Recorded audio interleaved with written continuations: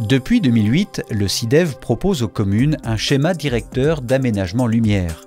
Cet outil d'aide à la décision est né de la volonté du SIDEV d'éclairer juste et de manière durable. Le SDAL incite les communes à réfléchir de manière précise au temps d'allumage. Éclairer juste, c'est apporter la bonne quantité et la bonne qualité de lumière au bon endroit au sein de la commune et au bon moment. Éclairer de manière durable, c'est notamment choisir des appareils d'éclairage constitués de matériaux recyclables tels que le verre, l'aluminium, dans le respect de la législation en vigueur dans ce domaine. Alors nous avons réfléchi à la mise en place du SDAL dans notre commune avec l'ensemble du conseil municipal car nous avions un parc de lampadaires vieillissant et trop nombreux à nos yeux. Nous avons donc entamé cette démarche avec le SIDEV et lors de cette rencontre, nous avons pu voir tous les avantages d'un SDAL, à la fois sur les changements de type de lampadaire, la mise en norme avec la réglementation et surtout une rediscussion et une réflexion complète sur l'ensemble de nos zones d'habitation. Nous avons été invités par le SIDEV à une réunion aux herbiers avec mon collègue Patrice Bonnet.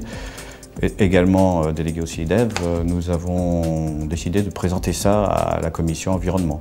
Et donc nous avons fait venir à ce moment-là M. Drapeau Nicolas et M. Jean-Marc Guilbeault qui sont venus nous présenter ce qu'était un plan lumière à l'époque, puisque maintenant c'est devenu un SDAL.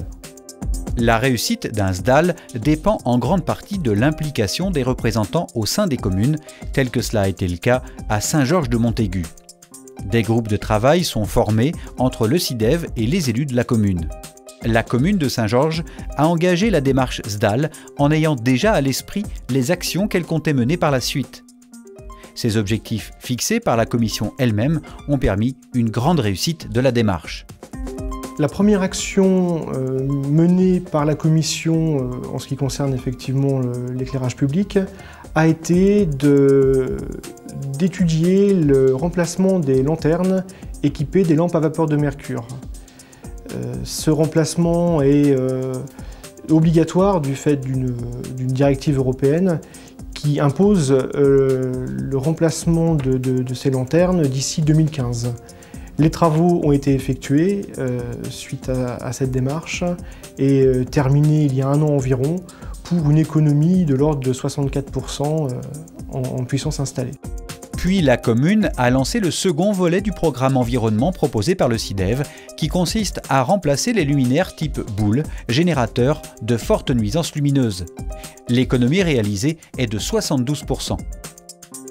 Les élus ont été amenés, lors des différentes réunions de la commission, à faire des choix de luminaires pour répondre aux prescriptions du SDAL. Et parmi ces choix, pour le centre-bourg, ils ont choisi un luminaire adapté, c'est-à-dire recyclable en plus grande partie possible, avec des lanternes en fonte d'aluminium et surtout équipé d'optiques d'éclairage particulières permettant au maximum d'éviter toute nuisance lumineuse et de réduire les puissances installées.